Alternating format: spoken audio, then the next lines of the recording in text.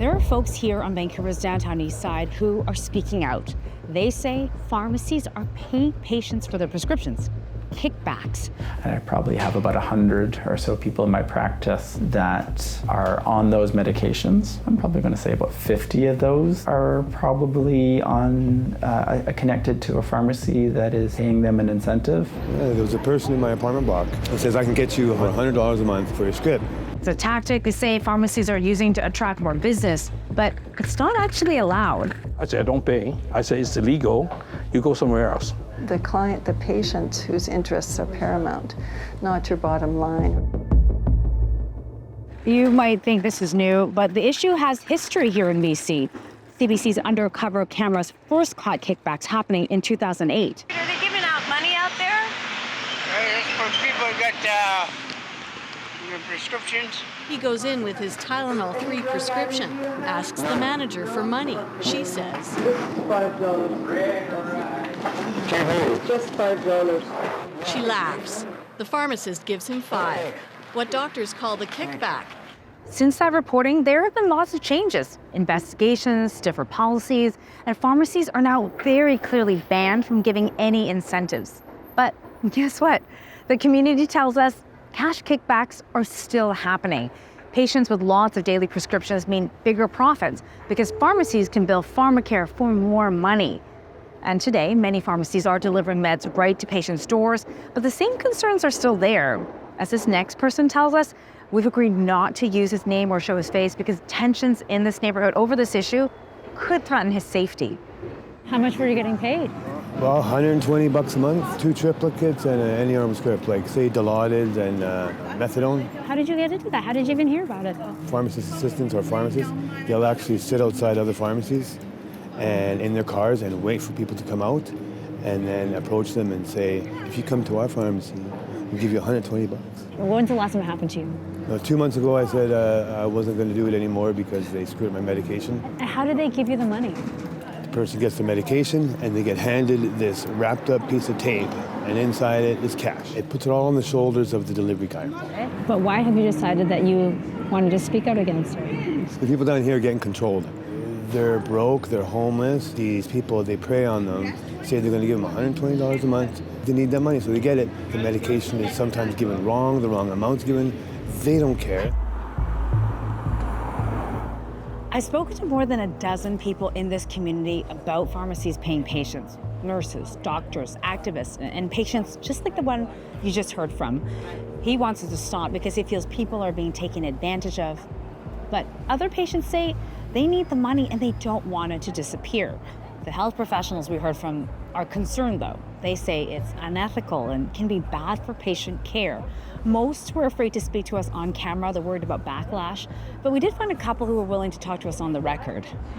I'm about to head to Garlane Pharmacy over to talk to Gary Sue. He's been running this pharmacy since the 1980s, and he says there's been a recent wave of pharmacies that are paying their patients, and it's affecting his business.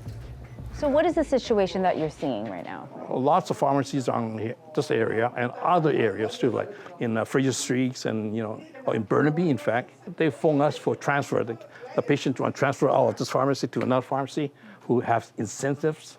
So we can't do anything. So how do you know that they have incentives? I ask them. I say, how much they pay?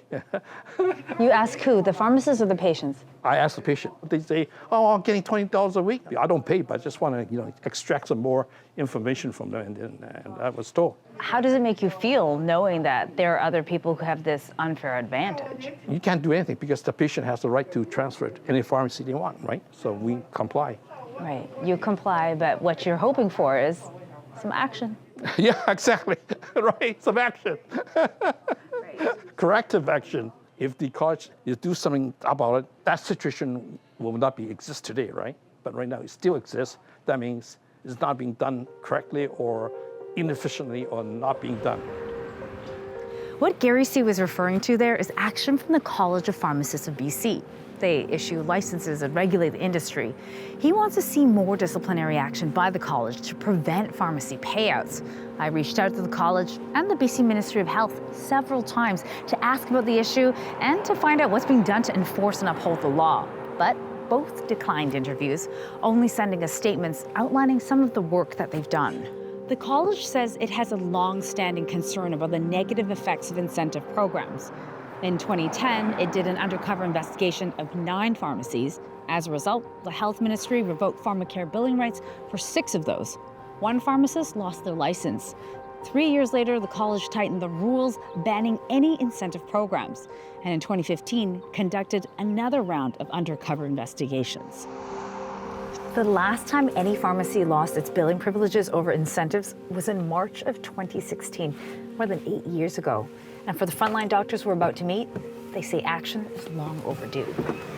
It was 20 years ago that I was on the CBC talking about the same issue. It hasn't stopped from 20 years ago. I'm an outreach physician, or was an outreach physician, so I'm in the buildings and on the streets and so forth. And the pharmacists, or the delivery people, who aren't always necessarily pharmacists, they're going into buildings and saying, come to us, we'll offer you this much money, putting out pamphlets, we'll pay you this if you bring your buddies and get them to switch, and so forth. And so this is all over the place. So that behavior feels very unprofessional. I probably have about 100 or so people in my practice that are on those medications. I'm probably going to say about 50 of those are probably on connected to a pharmacy that is paying them an incentive. There's a bit of tension sometimes. It's like they're getting paid, so it creates just an extra layer of resistance sometimes to stopping medications. We have patients who look like they, for example, would do very well on injectable Suboxone. They don't have to go to a pharmacy every day, you know, it's once a month. And the pharmacies have said, well, we're not giving you the $30 a week or the $100 a month or whatever, unless you go back to methadone. Pharmacy is actually interfering with their physician and the patient's choice.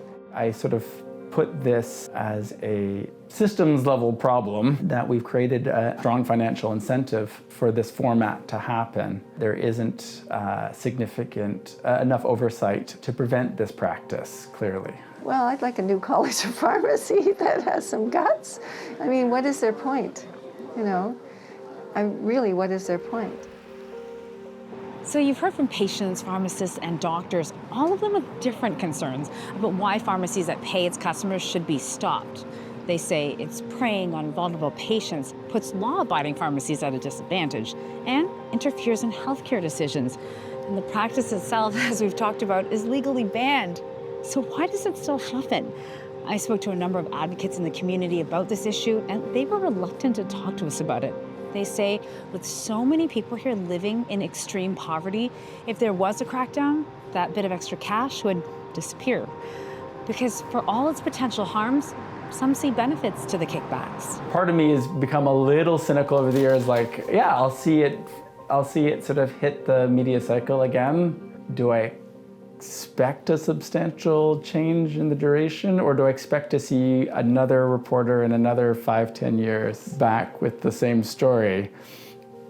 Probably the latter would be if I was a betting person.